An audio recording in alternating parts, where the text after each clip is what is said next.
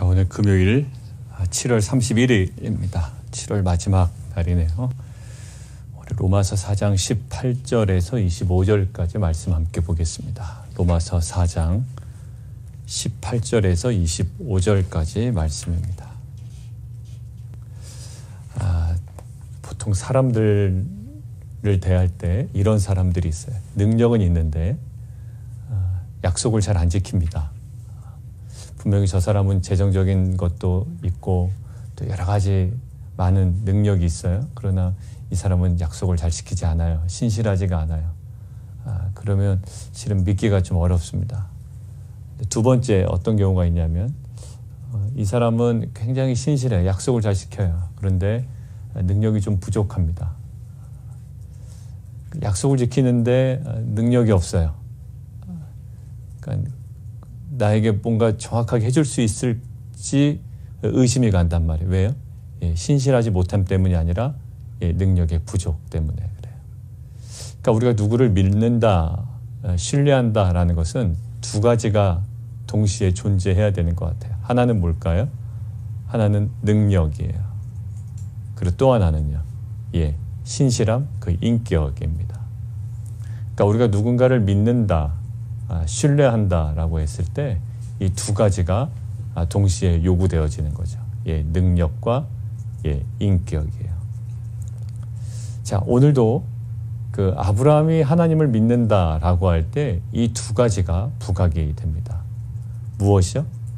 하나님에 대한 그 신실함이에요. 하나님의 인격은 무엇으로 드러납니까? 말씀으로 드러나요. 하나님의 말씀은 결국 성취됩니다. 그 신실함 가운데요. 근데 말씀하신 것이 성취된다라는 것은 무엇일까요? 하나님은 오늘 표현된 것처럼 죽은 것 같고 죽은 것 같음을 알고도, 그리고 마지막 24절에서 죽은 자 가운데서 살리신 그분의 무엇을 믿는다? 능력을 믿는다라는 거예요. 그러니까 우리는 하나님을 믿는다라는 것의 어떤 실체를 좀 구체적으로 바라본다면 그분의 말씀을 믿는 거고요. 그리고 그분이 말씀하신 대로 그것들을 행하시고 성취하실 수 있는 그 능력이 있음을 저희는 믿고 있는 거예요. 자, 아브라함은 결국 약속을 믿습니다. 약속을 믿어요.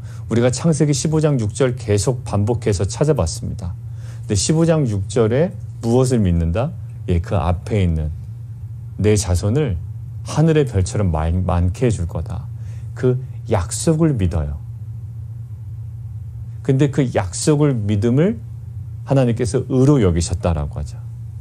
근데 아브라함은 그 약속을 믿어요. 그 말씀을 믿고요. 언약을 믿는다고요. 그런데 21절 한번 보십시오. 그 믿음이 조금 더 들어갑니다. 약속하신 그것을 또한 능히 이루실 줄을 확신하였다라는 거예요. 약속을 믿음과 동시에 그 약속하신 하나님에 대한 믿음이에요. 자, 그런데 이 아브라함의 믿음이 드러난 사건이 있는데요. 크게 두 가지예요. 하나는 자기는 죽은 것 같아요. 19절. 100세가 되어 자기 몸이 죽은 것 같고요. 사라의 태가 죽은 것 같음을 알아요. 이중적 죽음이에요. 자신만 죽은 것이 아니고요. 사라의 태도 닫혀 있어요. 둘 다 불완전한 상태. 죽음의 상태. 그런데 그 이중적 죽음 앞에서 그것들을 무시하거나 아니면 그것들을 외면하거나 그것들을 간과하거나 과소평가하거나 못 본 채 하지 않아요. 죽음을 대면한다고요. 누가요? 아브라함이요.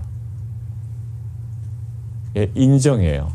사라의 태가 닫힌 것도 인정하고요. 그것들을 죽음을 대면하고 절대로 과소평가하진 않아요. 아닐 거야. 우리가 잘못 알았을 거야. 실수야가 아니라요. 죽은 거를 인정하는 거예요. 나의 죄인됨을, 내가 죄로 죽을 수밖에 없는 것을 인정하는 것이 뭐의 출발일까요? 그게 구원의 출발이에요. 나는 죄인 아니야 라고 버티는 사람에게 구원이 임할까요? 아니요. 그에게는 구원이 필요하지 않아요. 근데 무엇을 직면한 사람이 구원을 받을까요? 자신이 죄인됨을 아는 거예요. 그 죄 때문에 그 죄의 삭은 사망이기 때문에 자기가 죽을 존재인 것을 아는 거예요. 죽음 앞에 직면하는 것이 믿음의 첫 번째입니다. 우리의 믿음은 그거예요. 나에게 좋은 일이 일어날 거야 라는 것이 믿음이 아닙니다. 이런 말씀이 우리 교회 가운데 이루어지겠네? 우리 교회 부흥되겠네? 참 좋다. 이게 믿음이 아니에요. 믿음은요, 믿음의 출발점은 뭐라고요? 우리의 죽음을 직면하는 거예요. 나의 게으름을 알고, 나의 약함을 알고, 나의 악함을 아는 거예요. 거기에 당혹스러워하는 것이 이 믿음의 출발점이에요. 아무것도 부족함이 없는 사람이 무슨 믿음이 필요하겠으며, 무슨 복이 필요하겠으며, 무슨 은혜가 필요하겠어요. 그냥 본인의 공로만 있을 뿐이죠. 자, 오늘 아브라함의 믿음의 첫 번째 출발은 어디예요? 19절, 죽은 것 같고 죽은 것 같음을 아는 것이에요. 그게 결국 우리에게도 있는데 죽은 자 가운데서 살리신 이를 믿는 24절과 연결이 돼요. 계속 죽음과 연관이 되어 있습니다. 결국 죽음을 과소평가하지 않고 못 본 채 하지 않고 결국 어떻게 할까요? 그 죽음이라는 문제를 당면한 이후에 두 번째예요. 죽음이라는 문제를 어떻게 봅니까? 약속으로 비추어 보고 있어요. 죽은 것처럼 알아요. 그냥 실망할 수도 있다고요. 포기할 수도 있다고요. 나 게으른 거 알고요. 나 약한 거 알고요. 나 악한 거 알아요. 나 부족한 거 알고요. 여전히 나에게는 궁핍이 존재해요. 이 모든 문제들 어떻게 할 거예요? 내가 죄인이라는 것도 깨달았어요. 근데 어떻게 할 거냐고요. 그래서 우리가 갈 수 있는 방법은 여러 가지예요. 지식을 쌓아요. 지식으로 의롭게 되나? 고상한 지식을 알면 구원이 임하나? 초기에 그랬다고요. 아니면 어떠한 경험을 하면, 짜릿한 경험을 하고 뭔가 이렇게 영적인 신령한 경험을 하면 구원을 받은 것인가? 그렇게도 갈 수 있어요. 아니면 내가 행위로 내가 의롭다 하심을 받을 것인가? 내가 나쁜 일을 그동안 200 정도 했으니 한 500 정도의 선한 일을 행해야 되나? 열심히 일을 행한다고요. 아니, 그게 아니에요. 지금 결국 문제들을 무엇으로 봐야 돼요? 약속으로 바라봐야 된다고요. 아브라함은 자기가 죽은 걸 알았어요. 사라가 죽은 것처럼 다 여겼다고요. 근데 그것을 무엇으로 바라봐요? 약속으로 바라봐요. 그것을 모든 문제들을 무엇으로 바라본다? 약속으로 바라보는 것이 무엇이다? 그것이 믿음이에요. 그게 아브라함에게만 적용되지 않는데요. 24절. 죄로 인하여 죽을 수밖에 없어요. 이들은 율법도 없는 이방인들이에요. 이방인들이 그러면 이 문제를 어떻게 할 거냐고요. 그것을 무엇으로 바라본다? 약속으로 바라본다라는 거예요. 왜 약속이에요? 예수님은 하나님의 약속이에요. 아브라함의 자손으로, 다윗의 자손으로 이 땅 가운데 오셔서 인간의 모든 죄를 자신이 십자가에 달려 죽으심과 부활하심으로 25절 우리가 범죄한 것 때문에 내줌이 되고 또한 우리를 의롭다 하시기 위해 살아나셨다라는 이 약속으로 그 문제를 바라보니 누구에게 구원이 임합니까? 이방인에게 이제는 죄로 인한 죽음으로 인한 당혹함이 아니라 이제는 그 약속으로 죽음을 바라보니 죽은 자 가운데서 살리신 이를 믿는 믿음이 그들 가운데 있는 거죠. 자, 아브라함은 첫 번째 직면한 게 죽음이었어요. 이중적 죽음, 이 죽음이라는 상황. 그러나 이 죽음을 약속으로 비추어 봅니다. 여러분들의 그 비즈니스나 또 직장이나 가정의 여러 가지 환경 가운데 정말 죽은 것처럼 보이는 요소들이 있다고요. 회복 불가능이라고 스스로 낙이 찍은 것도 있을 거라고요. 그리고 자녀들 향하여서도 여러분들은 낙인을 찍고 있을지도 모르겠어요. 쟤는 이 정도까지밖에 안 돼라는 거예요. 누가 설정해 놓은 걸까요? 하나님께서 설정해 놓으신 게 아니라요. 여러분들 내면에 있는 여러분들의 의의가 그렇게 만든 거예요. 내 생각에는 안 된다라는 거죠. 근데 그 안 된다라는 한계와 그 모든 그 죽음이라는 그 모든 현실을 직면해요. 근데 이것들을 무엇으로 봐야 됩니까? 비즈니스 현장에서, 직장에서 여러분들의 자녀들의 그 모든 한계를 아주 처절하게 느낄 때, 뼈저리게 느낄 때 그 당혹스러움을 무엇으로 봐야 돼요? 이제는 약속으로 그 문제들을 바라보는 거죠. 그때 믿음이 생기는 거죠. 그냥 여러분들이 개인적인 바람이 믿음이 아니라고요. 그냥 잘 됐으면 좋겠다가 믿음이 아니라 그 문제들을 약속으로 바라볼 때 생길 수 있는 그것이 바로 믿음이라고. 단순한 잘 될 거야라는 긍정적인 것이 믿음이 아니에요. 하나님을 기쁘시게 하는 게 뭐라고요? 히브리서에? 예, 믿음이 기쁘시게 하지 여러분들의 긍정적인 마인드가 하나님을 기쁘시게 하는 게 아니라고요. 문제를 무엇으로? 예, 약속으로 바라보는 거예요. 자, 그랬더니요. 22절 보세요. 그러므로 그것이 그에게 의로 여겨졌느니라. 자, 그러면서 이 아브라함을 계속 등장시키죠.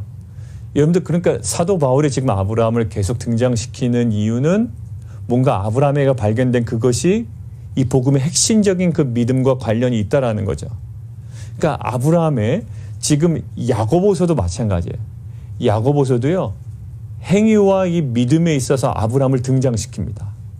그러니까 우리가 이 아브라함을 단순히 이러지 않았으면 좋겠어요. 아, 그 믿음으로 구원받는다. 로마서는 그것을 강조한 거다라고 하지 말고요. 아브라함을 이때는 들어가야죠. 철저하게. 창세기도 찾아보고 히브리서에도 아브라함이 적혀 있고 사라도 적혀 있고 야고보서에도 적혀 있거든요. 그러니까 야고보서를 한번 보죠. 야고보서 2장 한번 보겠습니다. 야고보서 2장 21절. 여러분들 뭔가 침체되어 있고 여러분들 가정에 또 여러분들 개인적으로 뭔가 코로나 바이러스 때문에 코비드 때문에 집에 이렇게 머물러 있다 보니까 시간이나 이런 가지고 통제가 잘 안 되고 뭔가 이렇게 침체되고 막 이럴 때 여러분 돌파구가 뭘까요? 시간 관리 뭐 이럴 수도 있겠죠. 근데 이 로마서를 계속 묵상하는데요. 결국 예, 믿음이에요. 오늘도 마찬가지로 죽음이에요. 여러분들이 통제가 안 되는 그 모든 생활, 감정, 밤 시간, 낮 시간, 오전 시간, 그 모든 것들, 그것들에 여러분들 철저한 뭘까요? 예, 그 문제들 속에 스스로가 노출되고 있어요. 근데 거기서 믿음이에요. 자, 오늘 보시죠. 21절, 야고보서 2장 21절.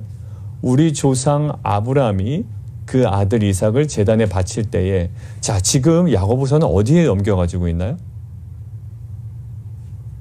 독자 이삭을 바치는 창세기 몇 장? 예, 22장의 이야기로 가고 있어요. 우리 조상 아브라함이 그의 아들 이삭을 제단에 바칠 때에 행함으로 의롭다 하심을 받은 것이 아니냐?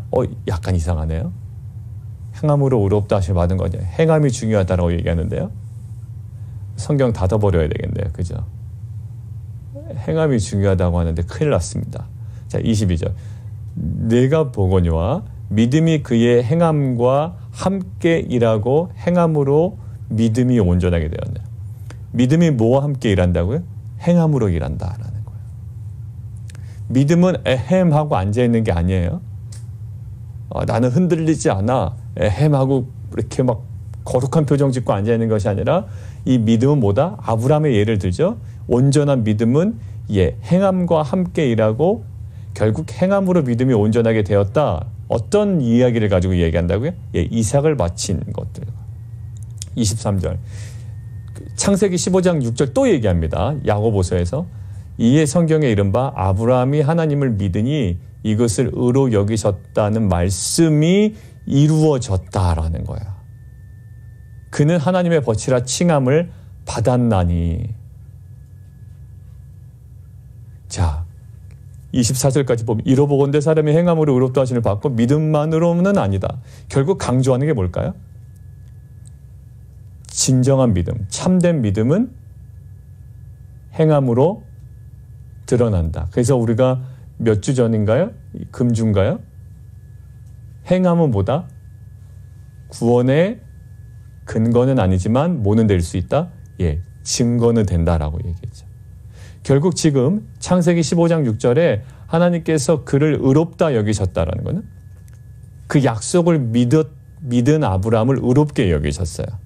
근데 이 약속을 믿은 아브라함이 결국 이 믿음이 참된 믿음이라는 것이 어디서 증명이 됐다고요? 하나님은 이미 알고 계셨고요. 그 아브라함의 참된 믿음은 어디서 증명이 됐다? 예, 창세기 22장에 이삭을 바치는 사건이에요. 자, 이삭을 바치는 사건을 우리는 히브리서를 통해서 한번 보죠. 자, 히브리서를 통해서 한번 보겠습니다. 히브리서 11장. 17절입니다. 히브리서 11장 17절. 히브리서 11장 17절. 아브라함은 시험을 받을 때에 믿음으로 이삭을 드렸으니 그는 약속들을 받은 자로 돼 그 외아들을 드렸. 여러분들 다 보세요. 약속이란 말이 나옵니다. 예, 아브라함은 뭐한 사람이에요? 뛰어난 사람이에요? 능력 있는 사람인가요? 아니에요.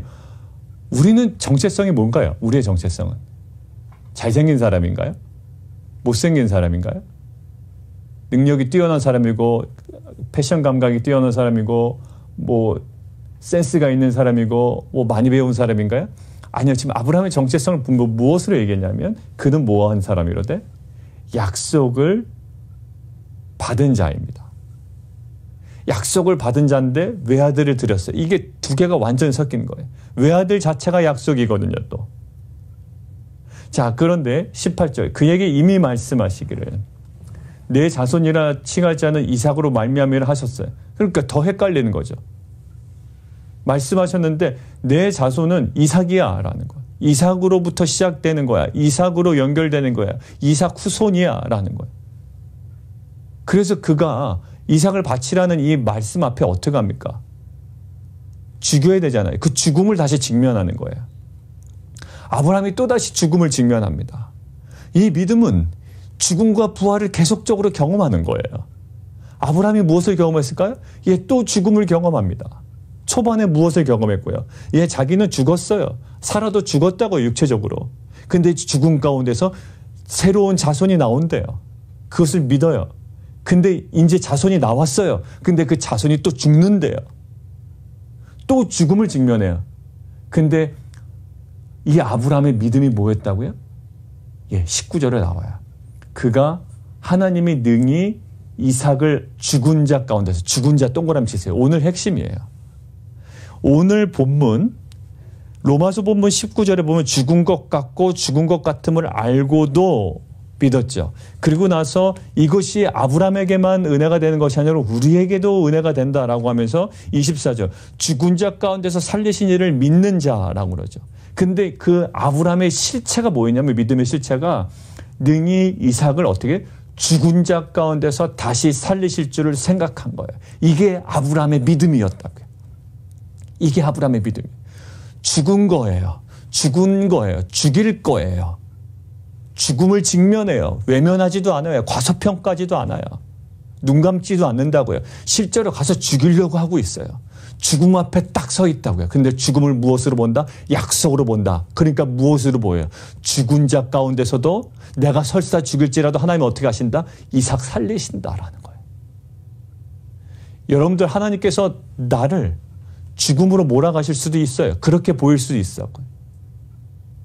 이 결정이 내 비즈니스를 망치게 하고 내 비즈니스를 죽게끔 만드는 결정이 될 수 있다고요. 십자가라는 게 마치 그런 거거든요. 십자가라는 선택은 뭘까요? 죽이는 결정이에요.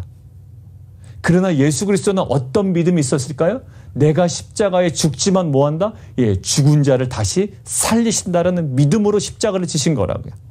우리의 믿음의 실체는 뭘까요? 내 결정이 십자가에 못 박혀 죽는 것 같아요. 남에게 손가락질 받는 것 같고요. 남으로부터 완전 매장당하는 것 같아요. 나 완전 사회로부터 죽어나가는 것 같다고요.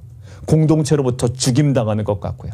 그러나 그 결정이 뭐에 대해서 그냥 기분에 따라가는 게 아니라 말씀에 비추어서 약속으로 그 죽음을 바라보니 어떻게 된다?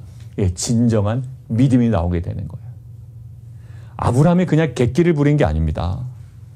아브라함이 그냥 멋있으라고 쿨하게 한 행동이 아니에요. 이 죽음을 무엇으로 몰아본다? 약속으로 바라본다라는 거예요.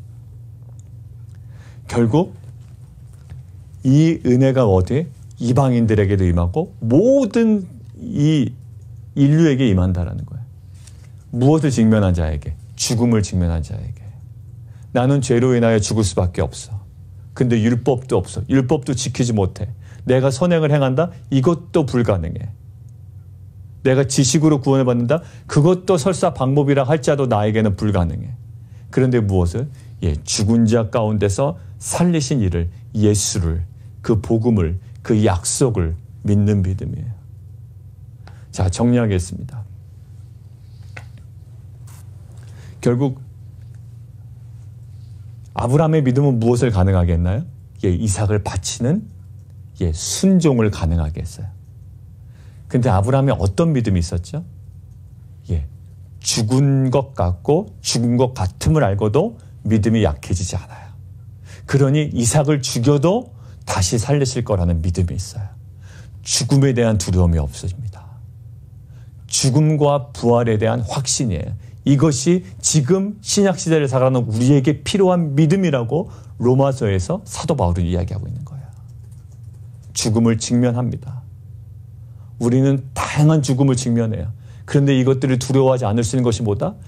다시 살리신다라는 믿음이 복음의 핵심이자 오늘 고통과 두려움 가운데 살아가고 있는 우리에게 필요한 그러한 믿음의 실제인 줄 믿습니다. 사랑하는 성도 여러분들, 죽음과 같은 환경에서도 우리를 다시 살리실, 그리고 십자가의 죽음에서도 다시 살리셔서 우리에게 구원을 허락하신 그 하나님의 일하심은 지금도 진행되고 있어요. 오늘 다시 시작해요. 여러분들 어떤 환경에 있는지 오늘 다시 시작합니다. 오늘 그 믿음을 우리에게 허락하여 주시고 죽음과 같은 환경에서도 그냥 거기에 묻혀있는 것이 아니라 다시 살리시고 다시 살리신 그 하나님으로 인하여, 다시 살아나신 그 주님으로 인하여 여러분들의 삶이 새로워지는 귀한 하루 되기를 원합니다. 같이 한번 기도할까요?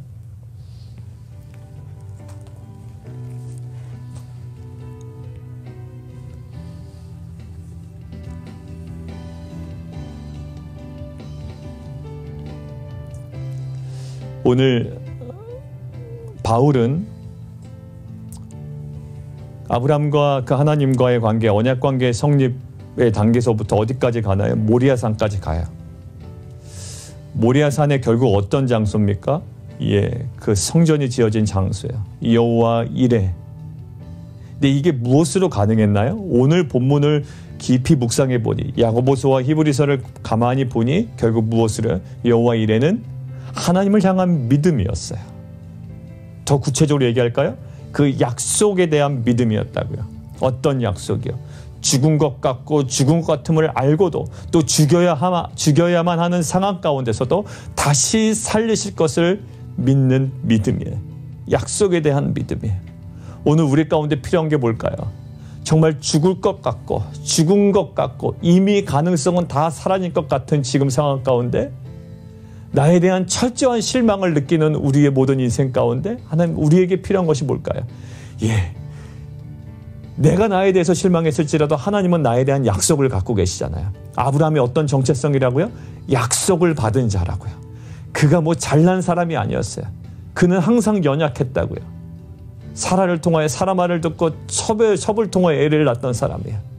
그러나 그는 어떤 사람이에요? 약속을 받은 사람이에요. 우리들은 어떤 사람일까요? 약속을 받은 사람이에요. 우리 교회는 어떤 교회? 약속을 받은 공동체. 여러분들의 가정과 여러분들의 자녀는요, 약속을 받은 자녀들, 인생들이고 그러한 공동체예요. 우리가 다시 한번 새로워지죠. 다시 한번 깨닫고 다시 한번 그 믿음이 새로워지는 귀한 아침 되기를 원합니다. 주님, 우리의 약속으로 이 죽음을 바라보게 하여 주옵소서. 다시 살리신 하나님을 향한 신뢰와 믿음이 우리 가운데 회복되게 하여 주옵소서. 함께 기도하며 나가도록 하겠습니다. 살아계신 하나님, 오늘도 우리가 처한 그 죽음들을 직면합니다. 그 죽음들을 대면합니다. 그러나 그 죽음을 과소평가하지 아니하고 또 못 본 채 하지 아니하며 외면하지 아니하고 그 죽음이라는 그 문제들을 약속으로 비추어 보기를 원합니다.